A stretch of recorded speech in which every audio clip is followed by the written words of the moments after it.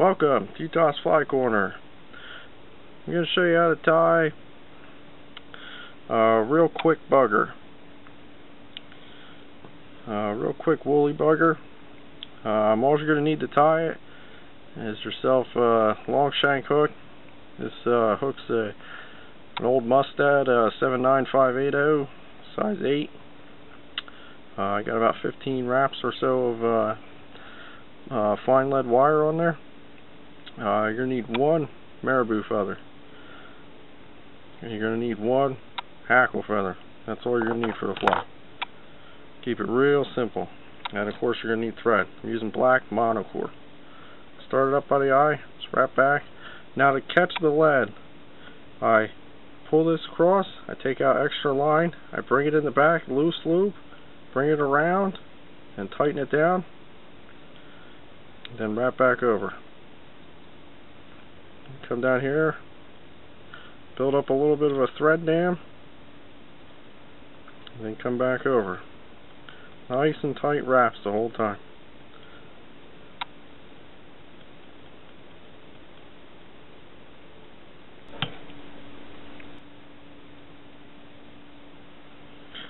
Okay, what you need is just one blood quill feather, like I said. Just stroke, hold it by the butt, just stroke the fires back, pinch. Just keep pinching and working your way back till you get the length you want. You want it about the same length as the hook. A little longer, a little shorter won't hurt nothing. But be warned, a little longer will get you some short strike. Though I like to do with the real fluffy feathers that have a decent stem to them, is I'll stroke the fibers back, and any loosies I just pull off, get them out of your way, because they'll just give you a headache.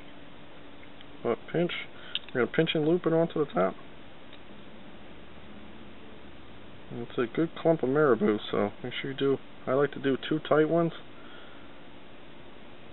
and then one wrap right on top of that, and then I lift up, sneak the thread behind for 2 turns, one more in that spot, then lift up, bring my thread up, bring my thread on back down,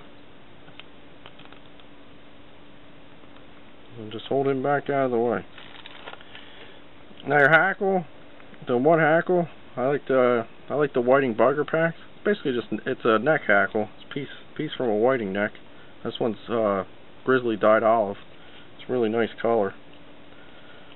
Just select off a hackle that you think's an appropriate size. Buggers are pretty much all your own choosing. However you like them to look. I generally don't like too big of a hackle on them. About the same rule as thumb with a dry fly, 1.5 times. But what's nice about the neck hackle as opposed to the saddle hackle is you get a nice taper to the fly, to the hackle. Which I don't know if that really catches any more fish, but it looks nice. But what I did was stroked all the fibers back, get them splayed out, and with the good side facing me, catch that in on my side and wrap them up. You can snip that little bit of a butt tip out of there, bring your thread up. Okay, now we're going to take that marabou, twist it just a little bit after you bring it around once. It'll strengthen it, and just wrap it around. Let's get up towards the front here. Make sure you don't crowd the hook eye too much. I say too much because you're going to end up crowding it, and if you don't, you're going to end up with a big head.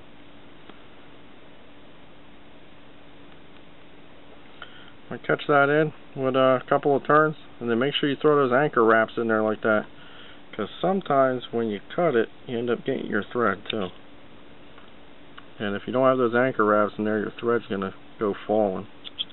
But in the event that you do, you got a nice marabou body on there. And just wrap back over your butts. Now we're going to do the hackle. If you have a rotary vise, this is you need a rotary vise to do this. If you have a bobbin cradle, it makes it a little bit easier, but I got pretty big hands, so I'm able to just use my fingers to hold the bobbin. But what I'm going to do is take my middle finger, I'm going to put that hackle right in the middle of it. I'm going to take my thumb and push it down on top of the hackle so that I get it to press into my skin, and what it'll do, it causes the hackle fibers to cave, to take the concave that you want facing back. And you just wrap your hackle on up. I got the hackle pinched in between my finger and thumb, and I'm just letting it slide through as I'm working up. Slide it up to about there, a little back from the eye. And then what I do is I wrap this like I'm wrapping a wet fly collar. So I stroke these fibers up and back, and just wrap it around, stroking the fibers up on the upturn, pinch and hold, stroking the fibers up on the upturn, pinch and hold, bring them around. That's about all we're going to get. Throw the bobbin over for 2. I'll keep that thread nice and tight so she's anchored. And I like to just bring everybody back and start building the head.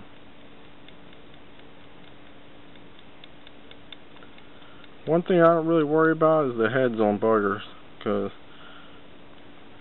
one thing I know is an ugly head on a bugger, it don't matter. So don't stress over your heads too much. Now lift that butt out of there, snip him off, take a look at how she's sitting, and just a 3-turn whip.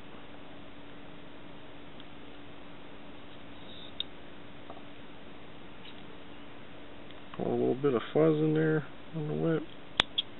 That's okay.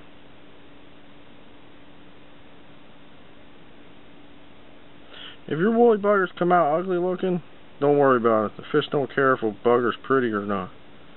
That's for sure. But you can see that you get a woolly bugger done rather quickly doing it that way. And what I got here is a toothbrush. Cut it on a taper. So you got nice stiff bristles here. What I like to do is just bring those bristles. Don't push too hard. You don't want to.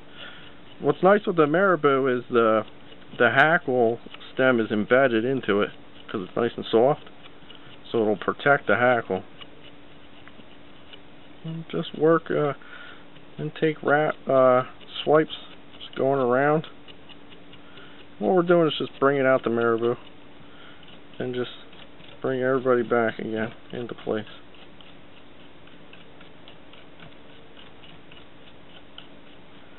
And get that marabou to flare out underneath that hackle.